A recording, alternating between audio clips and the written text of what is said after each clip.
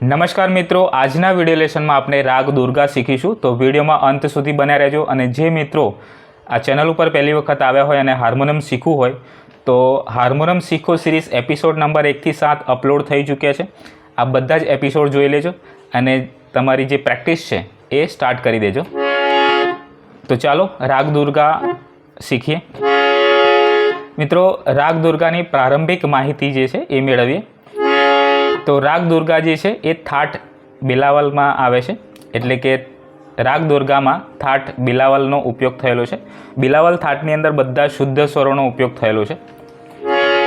હવે એની જાતિની વાત કરીએ તો ઓડવ ઓડવ છે, એટલે કે આરોહ અને અવરોહમાં 5-5 સ્વરોનો ઉપયોગ થયો છે, એટલા માટે આપણે એને ઓડવ ઓડવ તરીકે ઓળખીએ છીએ।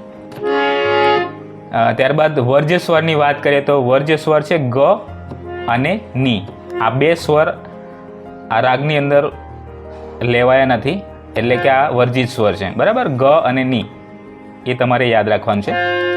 ત્યારબાદ કોમલ સ્વરની વાત કરીએ તો આ રાગની અંદર એક પણ કોમલ સ્વર નથી। આગળ આપણે વાત કરી ગયા કે બિલાવલ થાટની અંદર બધા જ શુદ્ધ સ્વરોનો ઉપયોગ થાય છે, બરાબર। તો આ રાગ જે છે એ બિલાવલ થાટ આધારિત છે।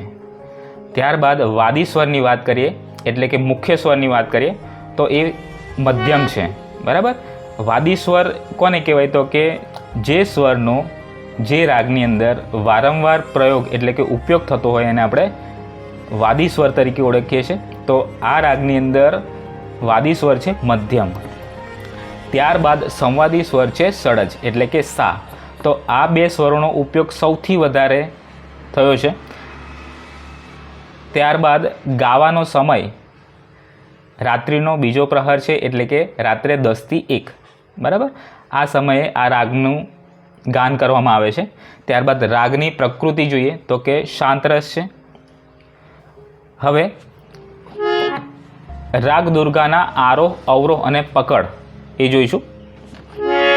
મિત્રો, ચેનલ ઉપર પહેલી વખત આવ્યા હોય અને ચેનલને સબસ્ક્રાઈબ ના કરી હોય તો ચેનલને સબસ્ક્રાઈબ કરી બેલ આઇકન ક્લિક કરી ઓલ પર ક્લિક કરજો, જેથી કરીને આવનારા તમામ વિડીયોની નોટિફિકેશન તમને સમયસર પ્રાપ્ત થઈ જાય।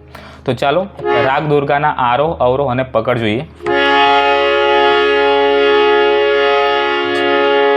સા રે મા પ ધા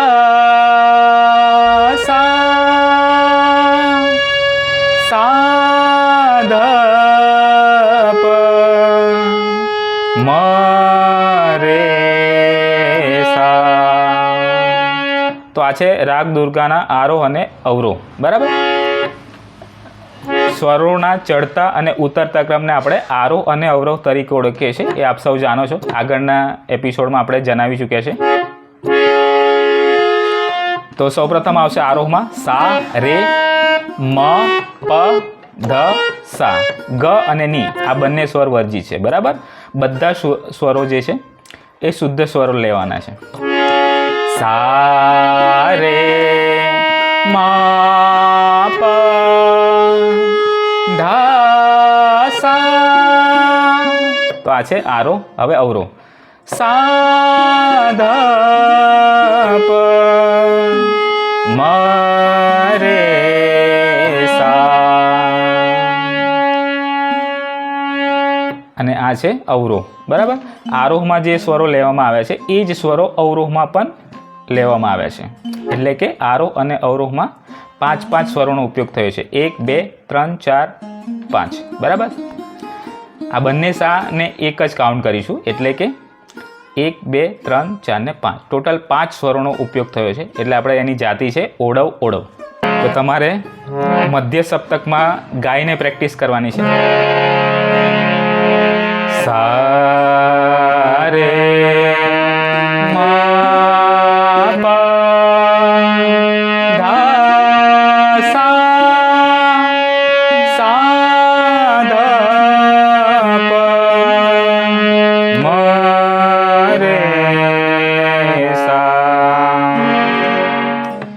તો અહીંયા મારો અવાજ જે છે એ મેચ થશે, કારણ કે મધ્ય સપ્તક અહીંયા આપેલું છે, બરાબર।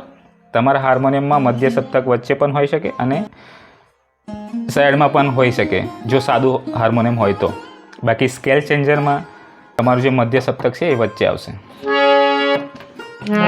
હવે આરોહ અને અવરોહને આપણે આકારમાં પણ પ્રેક્ટિસ કરીશું.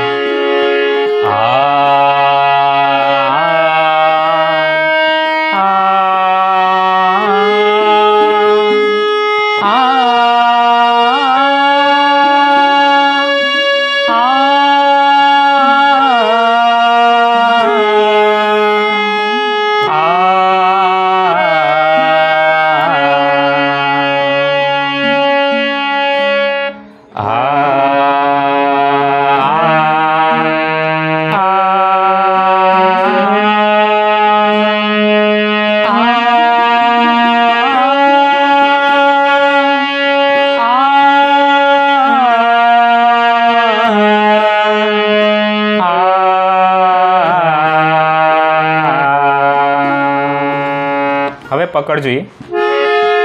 રે મા પ ધા પ ધા મ રે ધા સા. મિત્રો આ છે રાગ દુર્ગાની પકડ. ફરીથી એક વખત પ્રેક્ટિસ કરીએ. રે મા પ ધા પ ધા મ રે ધા સા. મધ્ય સપ્તકમાં જોઈએ. રે મા પ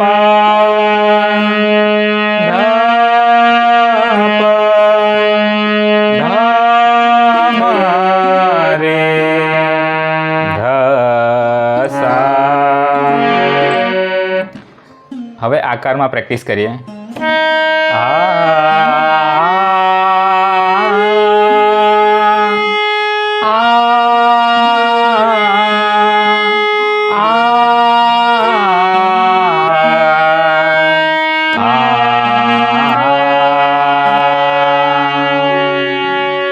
તો મિત્રો આજના વિડીયો લેસનમાં આપણે રાગ દુર્ગાના આરોહ અવરોહ પકડ તેમજ એની પ્રારંભિક માહિતી મેળવી. નેક્સ્ટ વિડીયો લેસનમાં આપણે રાગ દુર્ગાની બંદિશ શીખીશું. તો ચેનલ સાથે બન્યા રહેજો અને ચેનલ ઉપર પહેલી વખત આવ્યા હોય તો ચેનલને સબસ્ક્રાઈબ કરી દેજો. એપિસોડ નંબર 1 થી 7 ન જોયા હોય તો જોઈ લેજો. અને આ વિડીયોમાંથી તમને કંઈક શીખવા મળ્યું હોય તો વિડીયોને લાઇક શેર અને કોમેન્ટ કરી દેજો. અને જે મિત્રો ઓનલાઈન ક્લાસમાં જોડાવા માગે છે એ મિત્રો માટે આપણે 1 નવેમ્બરથી ફર્સ્ટ બેચની શરૂઆત કરવા જઈ રહ્યા છે. તો તમારે જોડાવવું હોય તો તમે જોડાઈ શકો છો. નીચે એક વોટ્સએપ નંબર હાઇલાઇટ થાય છે, એના ઉપર તમે મેસેજ અથવા તો કોલ કરીને પોતાનું નામ રજિસ્ટર કરાવી શકો છો. તો આજના વિડીયોમાં બસ આટલું જ. ફરી મળીશું એક નવા વિડીયોમાં નવા ટૉપિક સાથે. ત્યાં સુધી જય હિન્દ, જય ભારત.